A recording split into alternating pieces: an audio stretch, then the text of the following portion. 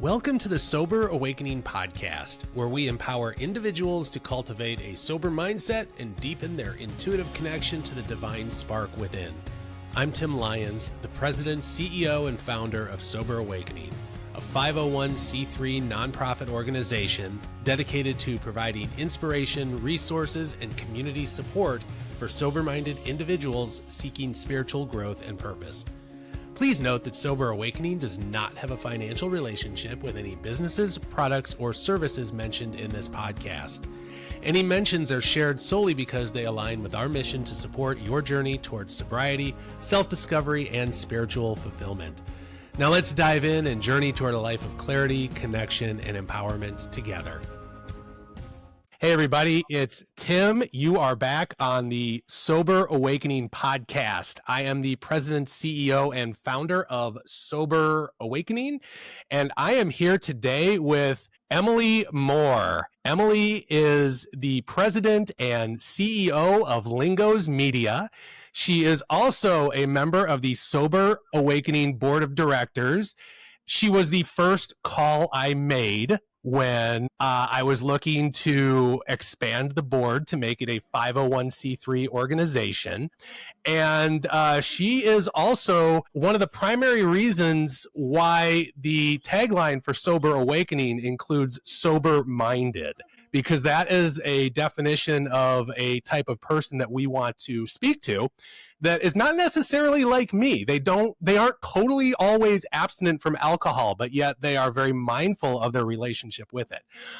Emily and I also met in some unique circles that we both frequent.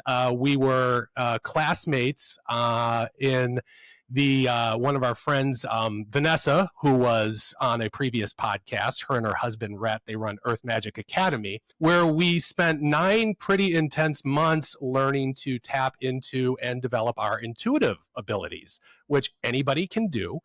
So Emily and I have had some significant adventures now in the last couple years, getting to know each other, and it's been a lot of fun. And so yeah, with that, Emily, welcome. I'm glad we finally have been able to get you on. You are a busy lady with lots going on. So what did I leave out there? No, I think you were pretty spot on. And I learned so much in that class outside of what I expected to learn, which is the whole spiritual side of things and intuition and building that piece. But it's funny because there's 3 or 4 different people in that particular class that are on a sober journey.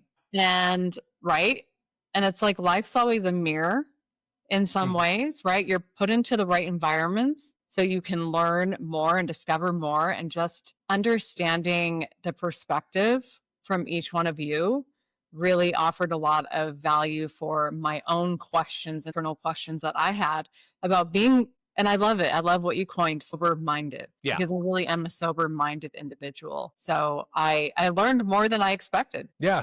Well, I want Sober Awakening to not just be for people who are recovering addicts like myself or purely sober. There's a lot of people out there who are conscious of their ongoing relationship with alcohol. They never have been a 24/7 addict or felt that it was a real problem in their life, but yet they see where a greater awareness of their relationship with alcohol is something that they want to start being mindful of. And when it comes to developing your intuitive abilities, your connection with divine source, God, creator, whatever we want to call it, and everything that you can do, alcohol does not help that whatsoever. It's if you want to tap in, and I don't know anybody who says they don't want a greater awareness or to be able to use their intuitive abilities optimally. That, everybody wants to know, do I go right? Do I go left? And when you're on substances like alcohol, you're out, man. You just can't connect. It's interesting because I've heard this term. It's GUS, God, universe, spirit, I believe. And what's interesting to me about that is it's really anything that's blocking you. And so think about like food, right? There's food addiction too. And there are certain foods that block your connection to source, which is why a lot of people will fast because you feel closer right? And so it's all these things that are numbing you out that like you take that away and you get that much closer. And then you move to the next thing, you get that much closer to divine connection. Yeah, it's interesting. I could go on. We're going to get into you here, but the fasting especially. I've done a couple of 3-day fasts. Yes. And by day 3, when I meditate, oh wow, it's like I'm somewhere else, man. I need some advice on that because I am going to do my first 3-day fast next week. All right. Yeah. This week? Next week. Next week. Yes. All right. Yeah, we'll chat about that after we're done here. I definitely have some tips. So anyway, but let's get into Emily and your journey as far as being a sober-minded, intuitive, kick-ass business lady, all the things you bring to the space of the life that is the incarnation that is Emily Moore. Yes. So just for the reference of our viewers/listeners, when I say sober-minded, I think of people like you. I think of people like my wife who are the type that they drink, but like my wife, we go out to dinner, she orders a glass of wine and she'll drink like half of it and get up and leave it. Now, I would have had 3 before dinner, 3 at the table, and I would have not let that thing go unfinished. If she was going to walk away, I would have just, downed it on the way out.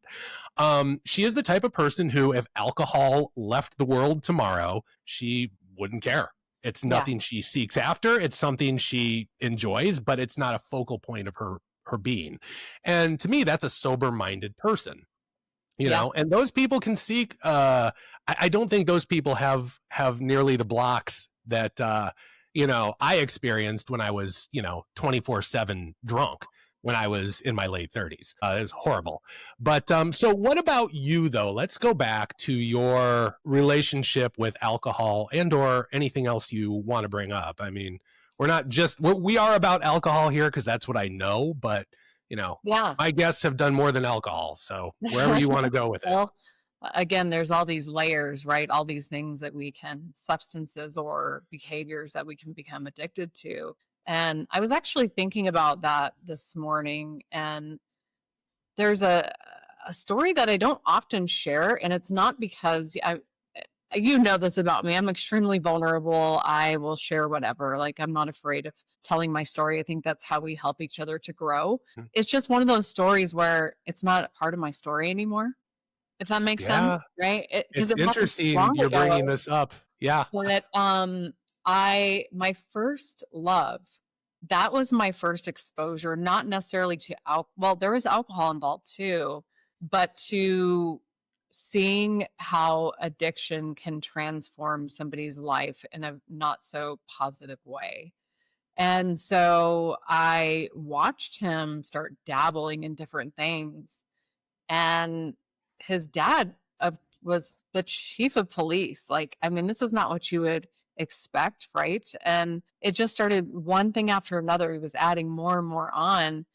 And that really was the beginning space of just watching somebody who you saw so much potential literally waste away. And I have no idea like where he's at in life today, but I will tell you that I have always been very cautious to experiment for that reason. That was the beginning for me. And then a family member had an issue with drinking.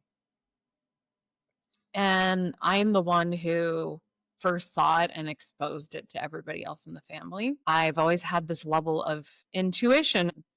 And even when I brought it up the first time, my family said, no, that's not the case. And I'm like, no, I'm telling you, there's a problem. But what that did for me, so just listening to your wife's story where she doesn't finish a glass of wine, I have a really interesting connection to alcohol where I've seen it impact someone I love. I know how easy it is, even if you are a strong-minded person. I know how it can easily sneak into your life because if you think about it, like, what do we do when we celebrate? What's the first thing we do? Typically, drink. We have drinks. Yeah. we get champagne on your anniversary. You open that fancy bottle of wine. You know what? It's just a part of it, unless it's like a kid's party, right? Then there's cake, which is also can be an addictive thing, right? It's sugar. But yeah, right. So there's some sort of addiction involved in celebration. Like what's going on with it? Like, I just, not to cut you off, I was at a wedding recently, and one of the women I've known for years who used to work with my wife, I go back to this is a couple weeks ago, I go back to the cake table because there was lots left, and she jokingly said, looks at me getting the second piece of cake, she goes, that's bad for you, Tim, because a lot of people know I do all this health weird stuff like grounding and earthing and all that and everything. That's bad for you, Tim. And I couldn't help it. I pointed to the glass of wine in her hand. I said, that's worse. I didn't mean to do that. I just kind of like knee jerk. But anyway, back to your sugar. Yeah. So. Well, so for me, it's just this, I don't know, I guess it's a question that you ask yourself when you've been exposed at that level is, could this be a part of me? And that level of awareness has kept me from ever allowing myself to go on the other side of it. So if I start to feel any sort of way like, oh, I need this because I need to de-stress, or, okay, that's a problem, it's got to be cut out. And you've known me to do that, to literally like eliminate it because I'm feeling like for some reason I need to pull it out of my life. And so call it a little bit of a level of control, because I don't want to ever be in that situation where it's taken over and it's snuck into my life and it's impacting me and my family, because it does impact your family as well. Yeah, that in my world is nothing that I was ever exposed to. There have been members of my family who have had issues with alcohol, but in my immediate family circle, we really didn't have that. And so I'm actually the first one of my closer bloodline group here that has dealt with this. So maybe I'm breaking generational curses here or something in some way, but I actually, and you can relate to this. People don't understand it. A lot of people think alcohol abuse or addiction is a choice or you're weak-minded. And if you look back at my entire life, I've not been a very weak-minded or undisciplined person. It's something that at a soul level, I came here and no matter what path I chose, I was going to have an addictive problem. And then it was going to be up to my free will how I responded to that problem, but I never had that kind of barometer that you grew up with. Now, I hope I've given that to my daughter. I hope I am giving that to other people out there who might be watching stuff like this. But yeah, so you were fortunate to have that. It was actually that your experience with it and your loved ones having those issues, they impacted you for the better. So in a way, it was a gift to you. Yeah. In the end. It is. And I think about that too. I have 2 small children. Of course, they've seen me have a glass of wine. And, it's just interesting how the times change. Because that's something else I was thinking about is so many of my friends' families, like alcohol was just so normal. Yeah. It was normalized to the point that it's like, I knew some Italian families where their kids would actually have a glass of wine, at a younger age. And so like not really normalizing that. And I have to say I'm pretty proud because my daughter, Sage, now Gage he's still pretty young. I know they just pick up on these things, right? And so last night, it was kind of funny. She found a chocolate milk. It was, packaged in the container. And she's like, where did this come from? And I said, I don't know. So I looked naturally because I'm like, I don't know where this came from. Like, I didn't buy it. Right. And then, okay, the expiration's further out. Maybe grandma got it or something. I have no idea. And she says, you know what? I think I'm going to skip that because we have organic chocolate and we have organic milk. And so I'm going to make my own. I was like, okay, this is where the good stuff is. It's those kind of things. And I do think about alcohol because I don't want to normalize that for my kids. Right. No, that's great. So you never really had any experiences in your past due to the training / programming you were born into and your experiences, you never had any truly dark days with substance abuse? I think that is an interesting term because it depends on the individual. I think there's been this generalizing that's taken place on what is an issue with alcohol, right? Oh, it's when you drink this much every day, or when it takes over your life. But yeah, I have in some ways, because there was I've never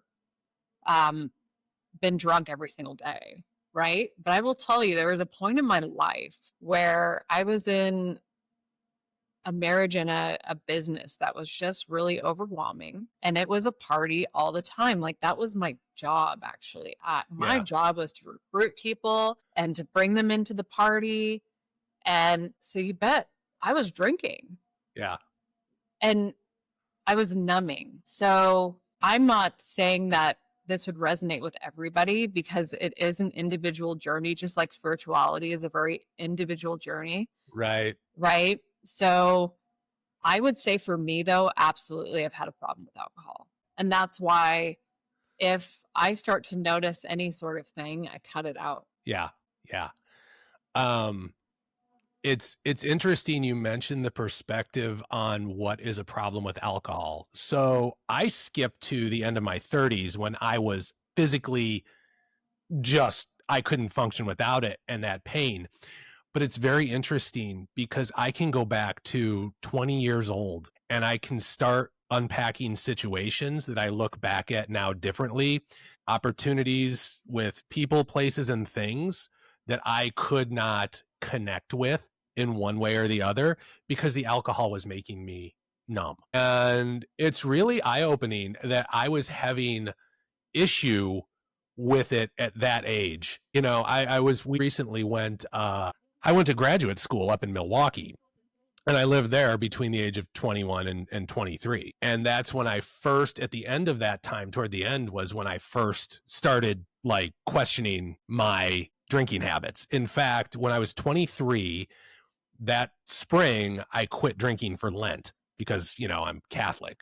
Not for health reasons or anything, because I needed to prove to myself that I didn't have a problem, which kind of should be signaling that you have a problem, right? Yeah. But in the months leading up to that, I had a couple of binges that scared me. There were some things came up. I can see looking back now, whether like people, places, and things I just could not connect with like I would have if I was sober. I can go back to then and see where alcohol was making me numb.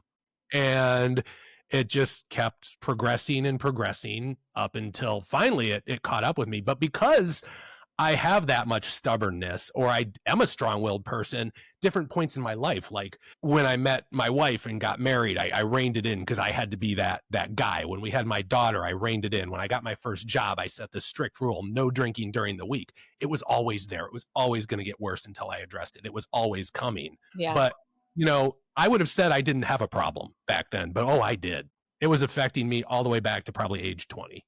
Well, and that's also the thing is going back to those memories of like, breaking into your parents' alcohol cabinet and this like taboo, right? And it all the way to now where I'm like, I know a lot about it too. Yeah. It's poison.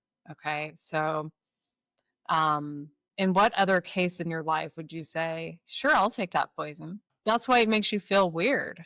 Right. Right. Yeah. Uh-huh. It numbs people from having to fully feel. Yeah. And, with the new generation now, it's like, they're going to have other things. Like, I know they say marijuana is not addictive. Right. I don't know about that. Yeah. I think the feeling is addictive. Yes. So whether the substance is addictive or the feeling is addictive and you need it to feel a certain way or perform in a certain way, like this is going to create a whole new slew of the sober awakening awareness and mindset. Yeah. You are definitely, I got into alcohol just because I wanted to circumvent my feelings. Right. I wanted to put them on the back burner, or I wanted to just get loose. I mean, it Yeah. doesn't have to be any deep trauma or anything. When I was young, 20 years old, 21 years old, I mean, a little bit of booze in me made me funnier, smarter. Right. I was less inhibited to go up and talk to the cute girl over there, whatever it might be, right? I often joke, like when I met my wife, she was 3 years older than me when we were in high school. She was like a senior and I was a freshman.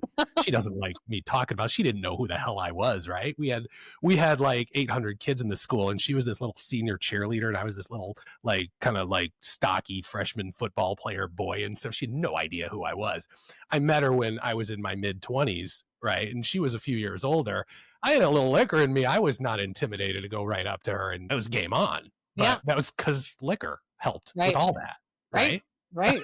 So we turn to it for those type of things. So we are addicted to whatever we feel it enhances us. We're addicted to that. It doesn't have to be a physical addiction. To the connection that we think it creates. So do you think about like business meetings that are late in the evening, like that makes people feel like they can connect better, or they can, carry on a conversation. Like these things starts out from, having the courage to approach that girl that you're just, your wife, right?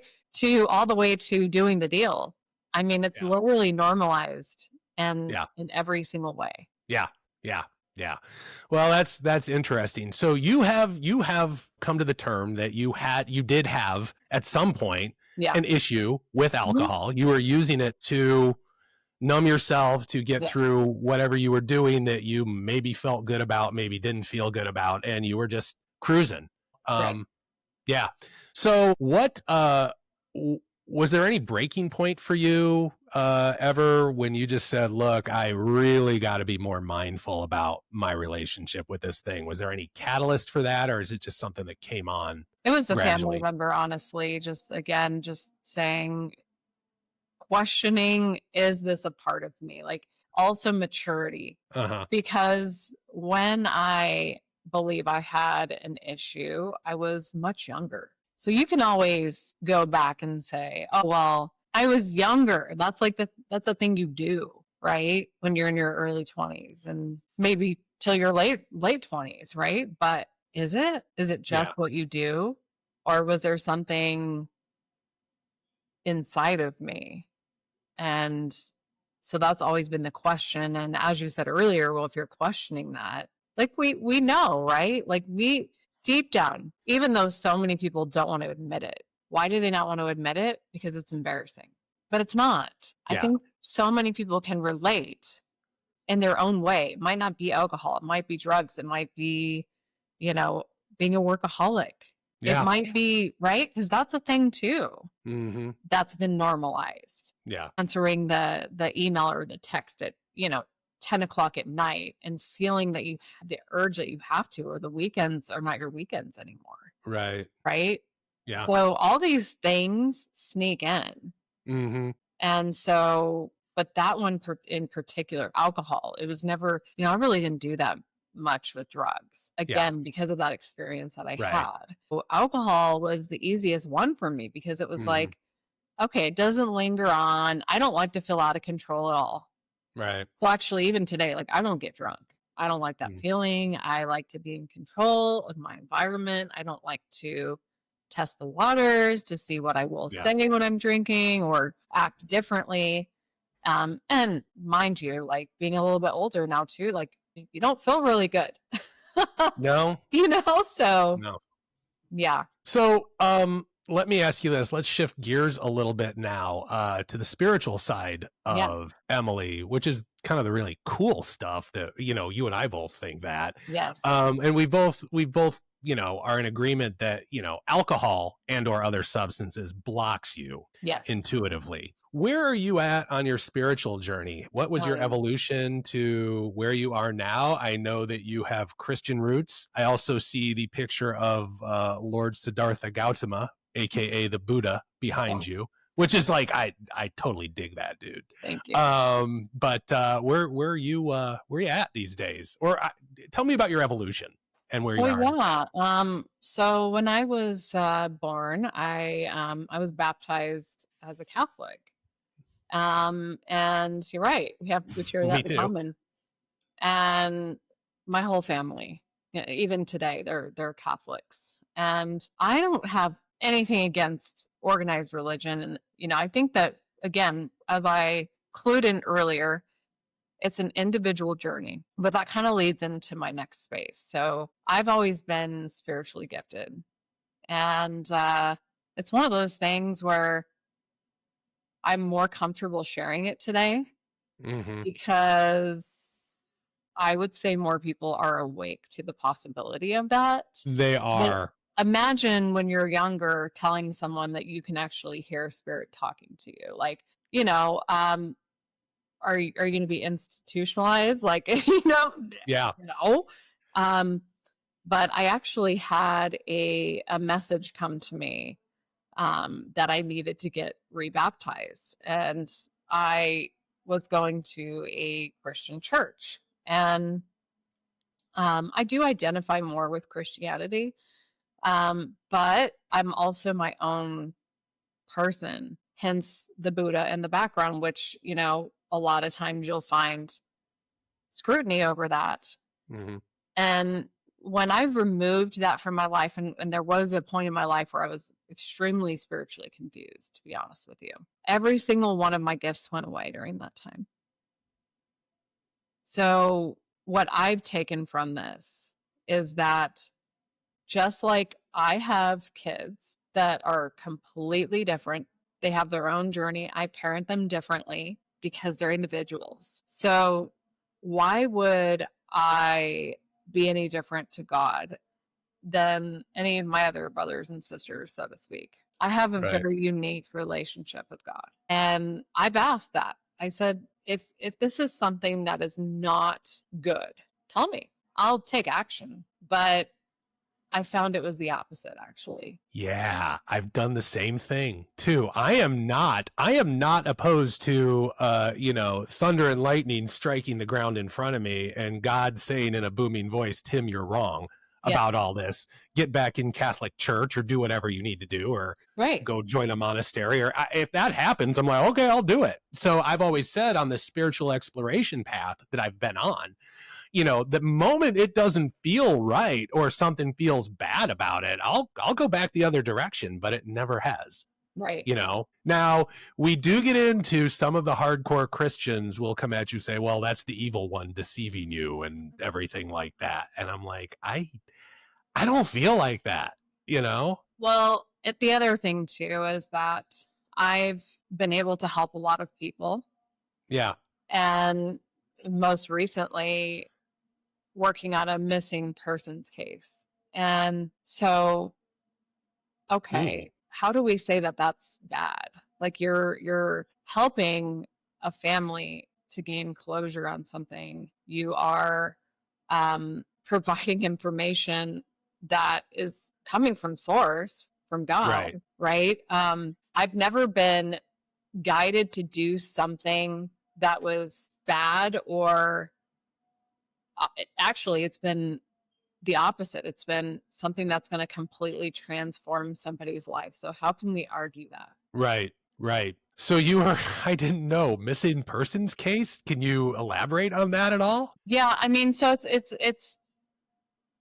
started out as a not domestic violence. It was an individual who is extremely violent and in jail, and has a couple of women that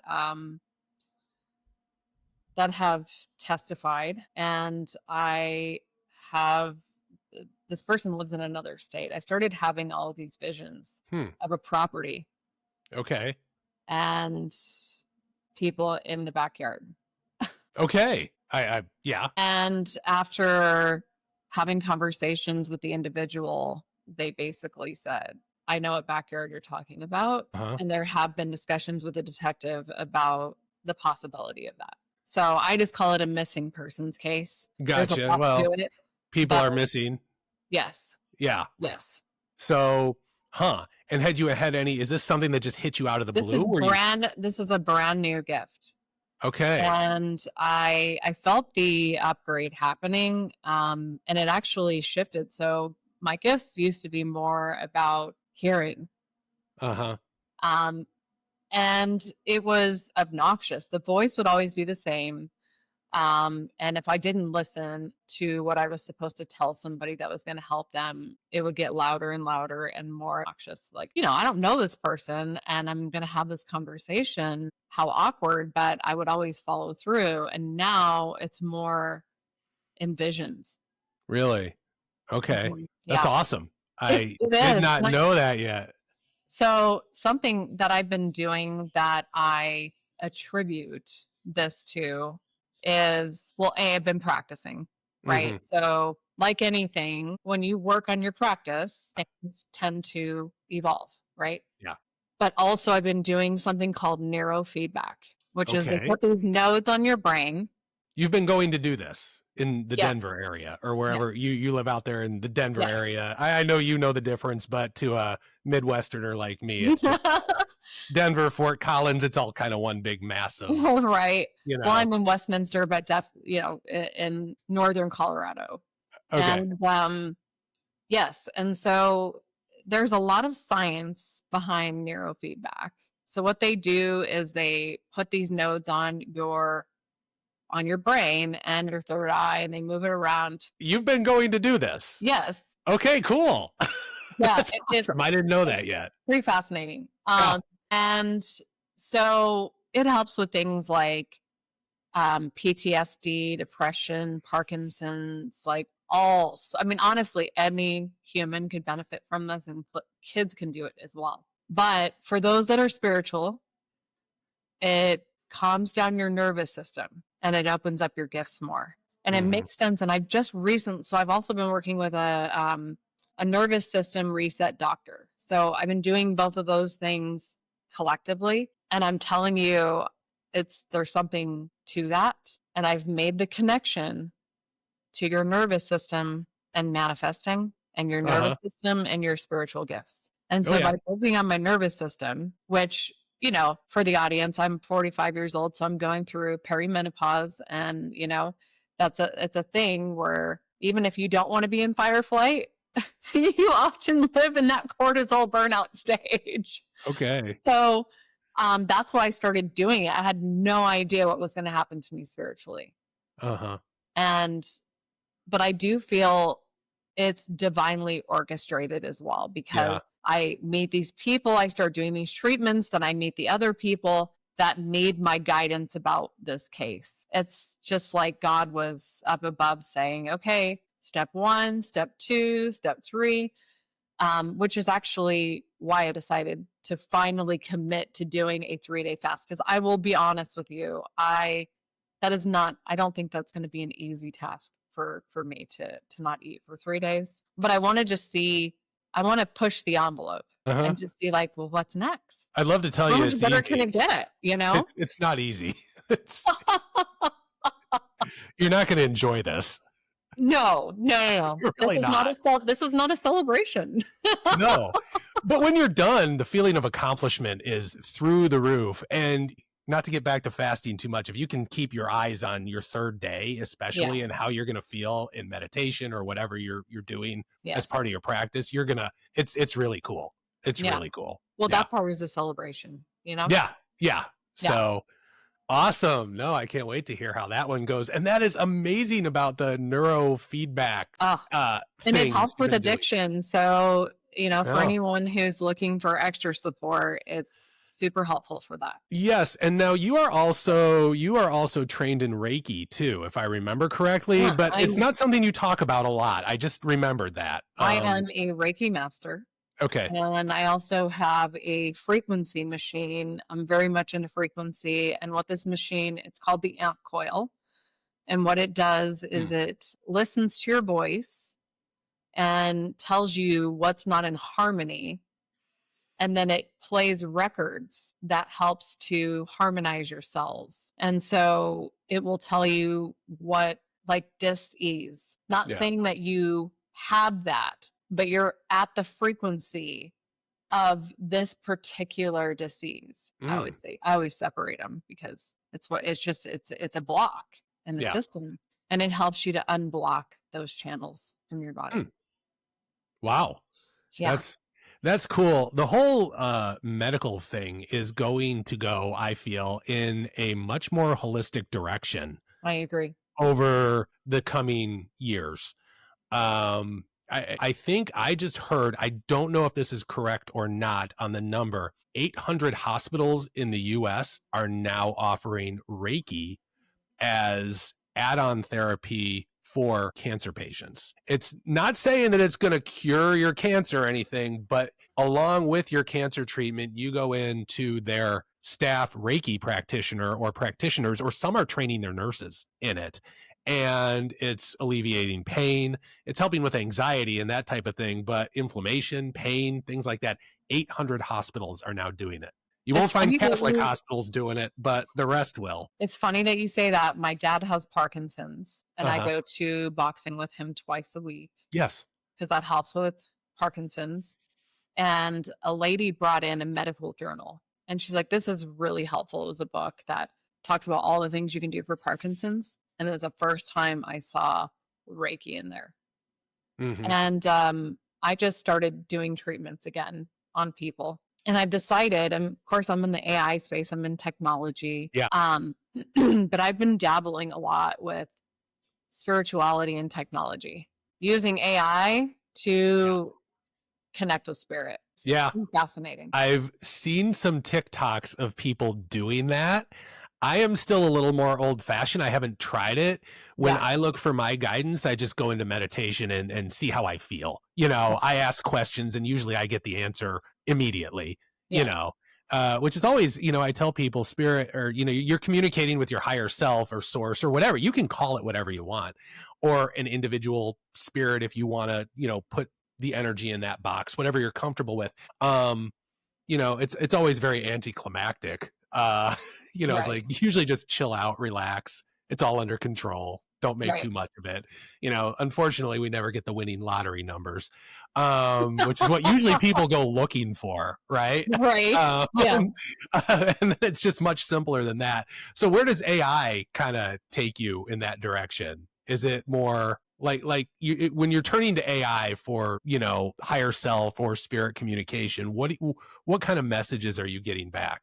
I'm not using it for spirit communication, so to speak, but I've been helping spiritual practitioners to simplify their processes. One lady specifically, she'll write a million things down. Like, I mean, it's Mhm. page after page, and she's sending you these text messages with all of her downloads. And I'm like, okay, we can take that information, we can consolidate that into an agent that's processing the information. And then I taught her how to take that, put it into a digital form with AI, and also have a specific image, like a card that goes along with that download that connects to the client that she's working with, so they Mhm. can get deeper into that transformation. So if they have a dog or something that's really important to them, there's going to be a card with her branding on it that has the dog on there, that has some of the messaging on there. And it's just helping to simplify and allow those kind of people to help more people. Yeah. Yeah. That's awesome. That's really Yeah. awesome. So it sounds like you've been opening up a lot more since our group work concluded, I think, if I remember correctly. And it sounds like you've gone even some new directions. That's way cooler. I've had some openings myself, but they're not that cool. Mine have to do more with my heart space and heart chakra. That's amazing, though. Yeah, it's really beautiful, disturbing, and it's kind of sucks sometimes because Okay. like I can go back to age 20 and onward, and certain things will trigger. I'll have memories of people, places, and things, and I will feel whether I'll feel how they felt about me and my role in their life, whether I disappointed them, whether they had higher hopes for me, whether I exceeded their Is expectations. this kind of like a Ghost from the Christmas Past movies? It's Like, something like that. It's bizarre. And yeah. like my heart goes to respond to that. And these are scenarios and stuff that are long gone. But it's now when I talk to some other people, they're like, it's a heart chakra opening. And it's great for awareness. And I'm thinking down the road, it will be very good for healing as opportunities come to me, if I can tap into people. Because right now it's just how people felt about me from my past. I can almost like feel them. It's weird. And you feel the disappointment you caused for people. You feel their joy. You feel everything. And maybe it's a gift that's going to lead to my own inner forgiveness, because that's a huge part of our journey here. I don't know. Intuitively, that's what I picked up on, is that Did you? Yeah, because I think that sometimes our subconscious mind, right? Like, what are the things that you're holding on to that you don't even know that you're holding on to that? Uh-huh.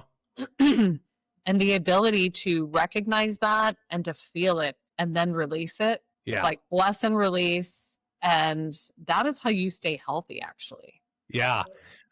There could be something to that. It could just be an all me thing as part of my healing. But there's nothing sexy about that. I want to go out and tell fortunes and stuff like that. I don't know. I want to heal myself. That's no fun.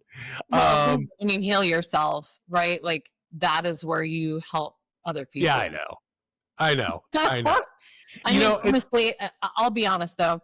It sounds like wow factor, but like, the things that I saw in my head when I had those visions, it really messed me up Did it?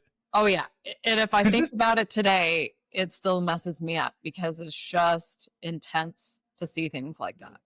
Yeah. Well, I've been this instance I'm talking about. It's becoming more intuitively aware. I think where we're going with this and connected is not all love, light, and roses all the time, because this has been screwing with me kind of. In AA, we have this process where we go back and we make amends to people we've hurt. I thought about and now I'm like, I'm wrestling with this. I've got people, there's one or two in particular that I'm like, well, they were never on my amends list before from 3 decades ago when I was 20, whatever. And when it's like, are they on my amends list now? And then it's like,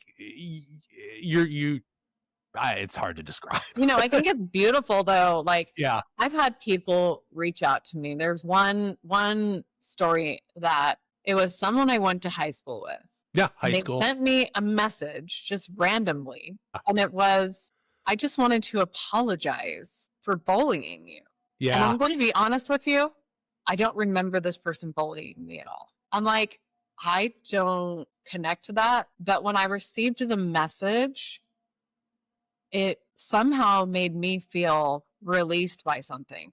Does that make sense? Like, even though I didn't connect, I didn't remember her doing that. I'm like, obviously she was doing something, which we realize as spiritual individuals, even if someone's thinking something about you and you don't personally feel that, doesn't mean that it's not actually impacting your energy. Right. Yeah. So I took that as thank you. And I felt like I was released from that burden of whatever it was. And that it was beautiful that they could reach out to me that many years later.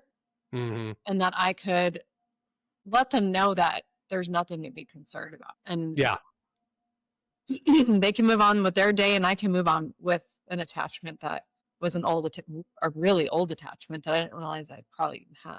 Yeah. And whether you think in terms of energetic connections or even just your subconscious, if you're going to go into psychological science, you remember things even though consciously you don't, and you still carry that experience with you at some level. I tend to think that we're all energetically connected. We all are, one way or the other. And we might not be consciously thinking of something or someone, but we have those ties. And spirit is outside of time. It doesn't matter whether it happened 30 years ago or it happened yesterday. Right. It's just as alive as ever. So, interesting stuff. So, sounds like you've come a long way in a very short period of time. Yeah. I'm working with a spiritual mentor, and wild story. Okay. He came in my life. So, with my main company, Lingo's, I needed some help. And I knew that what I needed was like calling in a unicorn. And Define calling in a unicorn for our yeah, listeners. I mean, so it's basically like impossible, right? Like all these things you need one person to do. Does that person really exist? Yeah. So calling in a unicorn would be like saying asking for a miracle. Yes. Okay. Exactly. To the person who's just hearing that phrase for the first time. Yeah. And so there's something about driving and meditating for me, and a specific road actually, and it's the road that connects my house and the neighborhood essentially. There's something about the trees, and I just get lost in that energy. I manifested the house I live in today when I was younger, driving on that same road, as a matter of fact. And so I was thinking about the person I needed in this COO role, and I believed it was going to happen that day. Well, let me take you back to a conversation like a week prior. I own multiple companies. So with another company, there was a lady named Jessica, and she helps out a lot with this particular business called Project Summit Networking. So I'm left-handed. So I often say, well, they're my right hand. I said, I needed Jessica in my life. Can you find me another Jessica just like you? So let's fast forward again. I'm driving down the road. I'm manifesting this, put out a post on my social media, and an old TV director of mine comments with a girl named Jessica. You should talk to my friend Jessica. Yeah.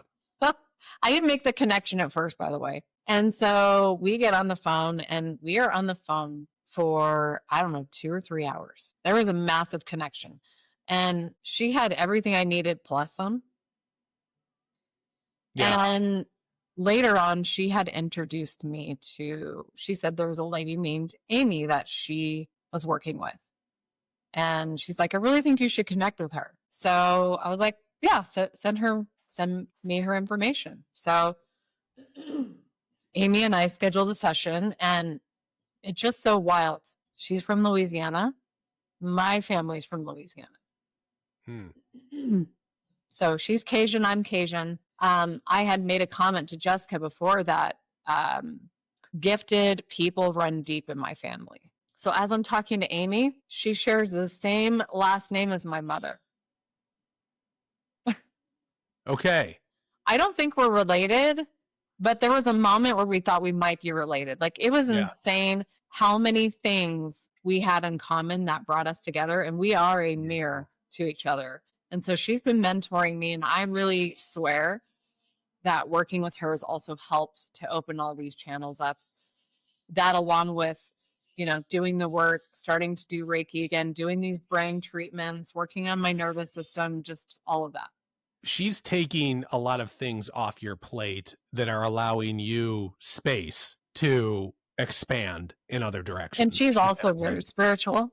So she's taking things off my plate, but she's also inspiring me to really step into my purpose. Yeah. Amazing. That's awesome. Which is more than I asked for. Just like the class, right? We take this class, and I learned more about, addiction, but I was in it for spirituality. And so I take on Jessica, and she's taking on some of the work, but she's also inspiring me to step into my spiritual purpose.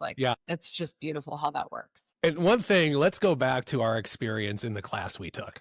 Yeah. That was 9 months long. There were about, 8, 9 of us, whatever, in it. Yeah. We had our instructors, husband and wife team. Other than that, I was the only male in it, which was really, really an interesting dynamic. This dude and all these women, right? It was really cool for me though, because at first I could tell there was some in the first conversation or two, because I was new to the group, and some of you had been together in other classes and everything, and there was a little bit of apprehension I could sense, because I was a guy. I was unfamiliar, you weren't familiar with me, and I was a guy, but by the end it was like all gender was gone. It was just like, I think it was really cool because you were holding space, and that's really another area where I am starting to see more men step into their spirituality, which is really awesome. I'd love to see more. Yeah, Yeah. I agree. Yeah, I still feel really relatively alone in that. I'm starting like with this podcast, I'm starting to think I've got one guy out of the first 6. And now I've got 2 more lined up, this being the second one. It's like all females. I'm thinking I got to find more guys. But at any rate, I don't want to digress too much, but back to the class, what I would tell our audience, and one of the coolest things, I tell people you can learn to develop your intuitive abilities if you really want to. Anybody can do it. You don't have to be. Some people are more naturally predisposed to having gifts, and other people, you can learn how to do it. Because what we did in essence was we all got to know each other. We did meditations, and then we just all learned how to connect on an energetic level and feel into each other's situations and energies and take the collective energy and see what we were getting back for guidance. And share that with each other. That's all it was. You just got to get past feeling goofy about it or not trusting yourself. And it's really pretty miraculous. And that's where this addition of having the ongoing mentor has been really big for me, especially stepping into these new gifts. Yeah. Because she actually had me read her. And it was extremely uncomfortable. I'm like, I am not going to read you. No way. Yeah. Like, she's just at a whole different level. And she forced me into it, basically. And then I did. And she was like, I'm just going to tell you right now, I've never had a more profound reading. And I've been read many times. Like, she's like, that was incredible. And so what Vanessa started with all of us, learning how to trust yourself, period. Yeah. So many times we go outside of ourselves, right? To ask those questions, to ask guidance, to reach out to people that we trust and say, hey, what do you think I should do in this situation? When actually everything we need is right here. Absolutely. I say it all the time. Yeah. And if you use that compass sooner in your life, that's a big question. Like, where would you be? Yeah. It really is. That's part of the troubling thing when you've come out of addiction and looking back at the past, like say 3 decades of your life that it impacted. It's like, what would I be if I would have been more open? Where would I be? What kind of life would I have? But you know what? I also look at it like the caterpillar wasn't a butterfly yet. So the caterpillar could only do what the caterpillar could do. Well, also, there's a reason you're here today. Yeah. That created this so that absolutely you can help a lot of people. Yeah. And so so many times people say, why do bad things happen to good people? Yeah. And my answer is because the good people are willing to do something about it. That's why. Yeah. Yeah. And I'll add on to that. I'm a firm believer that we don't come here. We come here from somewhere else. We incarnate into these experiences for the light and the dark. Yes. So we can learn through the dark. You have to have dark to recognize the light. Absolutely. And therefore the dark is it's the yin and yang. The dark is just as necessary. So in fact, the dark is just as miraculous as the light. I tell people, when you go over to the other side and this is all done and we're looking back at our lives, that person who might have broken your heart versus that person who you love dearly as your spouse, partner, whatever it might be, you go over there, you're going to love those souls equally. Because you can see that without one, the end result could not be what it was. Right. And everything goes away. You know what I mean? Oh, well, so someone once said to me, everything has everything to do with everything. It does. True that. Yeah. That's awesome. So yeah, like we have gone through an hour now that has gone so fast for me. And I don't know. I'll have to look back at what? We could continue talking about we really could. We really could. So let's just kind of put a bow on this. God, there's so many ways I could have gone on this that I didn't, but we'll have to do this again. Definitely. Yes. So what I ask everybody though is if somebody's watching this and they're like, wow, I want to do what Emily does. She sounds so cool. She's got her stuff together. She's tapping into all this cool stuff. Like, what's a practical place they could start today? So the thing that I would say is get involved in something like Tim and I were involved in. Yeah. And, be around a community of people that are open-minded, that can guide you, and just take it one step at a time. And I think the biggest thing that I like to tell people is to remove expectation, because not one meditation will be the same. Your gifts will change. Everybody, I agree 100%, everybody is gifted. We all have the ability to increase, because most of it is just opening up your mind to the possibility of it. And once we get past that step, it's endless. Have a good mentor or a group that you can get involved in, and you can start asking questions and just be yourself in that group and see where that takes you. That's what I would start with. Yeah. Find a community who's open to it. Yeah, absolutely. Yeah. No, you're the first one to suggest that. And community, whatever you're doing, is so important. It's so important. It really is, because so often we think we're alone in this, and we're not.